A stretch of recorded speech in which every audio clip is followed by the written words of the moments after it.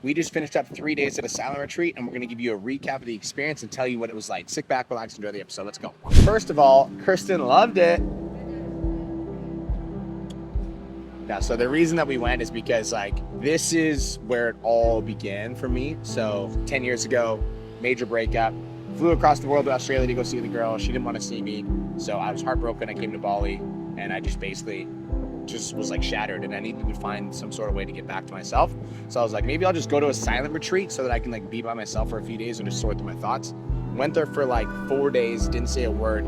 On day 3, I had this massive breakthrough where I realized that I felt so much heartache because I hadn't gotten over the pain that I felt when my mom left me when I was 8. And so that realization turned everything around for me. And on that trip, I started my fitness business, Aesthetic Nation. So going back to the silent retreat for me was there was a way for me to close a chapter, and I wanted to bring Nick there to really document it, and I also wanted to bring Kirsten there so she could experience what it would be like.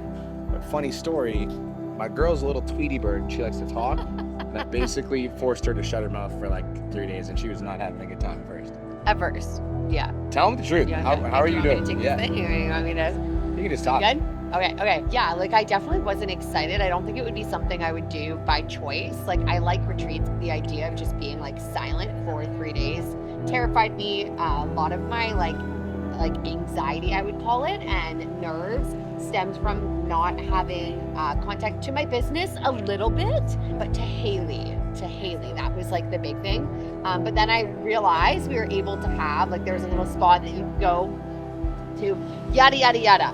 But the first 14 hours that I was there and I couldn't talk and we were just there, it was a new place. It was foreign to me. When I see Brian, I talk to Brian. It was honestly hell. I got so in my own head. I thought about leaving. I laid in the bed with my heart beating so fast. I felt I was gonna throw up. I couldn't stop these intrusive thoughts, and I was get me out of here. And then I would see Brian, and he would smile at me, but I couldn't talk to him and be I'm not okay. And then I just didn't even look at Nick. I wouldn't even look at Nick for the first 15 hours. I wouldn't look at anybody. Some of the thoughts that went through my head was I was Brian's not supposed to be with me. He's supposed to be with one of these yogis and someone that is able to shut the fuck up. I looked at everyone and I was he's not, and he's peaceful and calm and so smiley, and I'm I just want to speak, I just want to talk about how I'm feeling right now. So I sat in the most uncomfortable emotions ever, to the point where they almost felt in my throat I was gonna be physically ill. I felt my heart beating so fast, and I was what is going on right now? Some of the most painful emotions that I just literally sat in and couldn't speak on at all, right? Every time up to this point I had an outlet or I had a therapist, but I was I just have to be quiet and really sit with my thoughts. So I did, and I journaled. I wrote a really good journal entry, and the next morning I woke up. I went to the yoga class, and I really got into my body and started feeling the movements. And it felt I just felt more at peace, and I felt really it felt really powerful that I had gone through those emotions without the help of a friend or a therapist or anyone. It was just me, my thoughts, and I really just had to process them. So after that, I really started to lean into the experience, and I honestly really enjoyed it. I honestly felt bad in the first 14, because I was fucking vibing. Every time I'd look at her, I'd smile, and she just I wanted to felt blow up. Yeah, so she was just not having it. So I honestly felt bad. I was vibing. Full transparency. I was when I unpacked my bag when I got there, I found this fucking weed gummy that was accidentally in my bag. So I was okay, I'll take that. So the first fucking day I got there, I had weed gummy. I had the best day of my fucking life.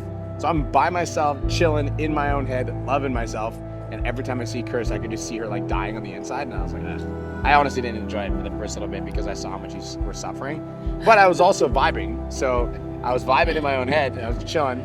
I had a couple massive breakthroughs. I think the first one was rediscovering my why. And so I read an entire book called Start With Why, and by Simon Sinek, great book. And in that book, he talks about how oftentimes business owners will lose their sense of purpose. And I figured out that my sense of purpose with pizza domination is the reason I started the business is because Aesthetic Nation helped me become free. and it helped me achieve freedom. And I knew that aesthetic need, like if I could achieve freedom with my own fitness business, I knew I could help other people do the same thing. So that's why I started Peak Denomination. So just getting back in touch with that mission and like leading from that place and doing everything from that place is really important to me. And honestly, I just to the point where like I haven't checked the scorecard being like the amount of money that I made all month, because I'm not interested in the scorecard right now. I just want to make a bigger impact. So I had some big realizations. By the end of day 2, I was literally like, that's it. Like, I'm done. I wrote a note to Kirsten. I'm like, I'm ready to go home now. I'm like, I'm fucking chill. I'm like, I got everything I needed. I was like, good to go. I was like, I'm like, I worked through my shit. I'm like, I could stay here for another couple days. I'm like, I'm good now. Overall experience, if you have some shit that you like, the last thing I'll say is like, the first time I went to the Bali silent retreat, I really needed it. Like, I needed to go through that experience because I was in a lot of pain. This time around, like, I needed a little bit of clarity because I'm dealing with a lot of my business in terms of like what to focus on next. But as soon as I went there, I like read a book, got the clarity, wrote down my notes, got super crystal clear. I was like, is there anything else I need? I'm like, nope. I was like, I'm good. Like, I'm chilling. Like, my life is fucking good. So like, if you are at a place right now where maybe you're a little bit of loss, you need a little bit of clarity, you need to get in touch with yourself, doing a silent retreat is incredible. I would highly recommend. I'm just going to put the link down for the Bali silent retreat so you guys can go check it out. I don't get any affiliate or anything like that. So if you're in Bali, you want to check it out, it's amazing. But yeah, that's it, guys. That's a wrap. Hopefully you guys enjoyed. And the next step you're going to see is us actually leaving the retreat. And that's a wrap. That's the end of this episode. And honestly, I loved the Bali silent retreat. It was very nostalgic. This for me, like again, I said in the video, was very like, this was the original place where I really had like a massive breakthrough, and that's where I started really going all in on the fitness business. And I made her come, and she just likes to talk a lot. I made you shut up. How do you feel? Good. Good. I actually really love this place. I would come back.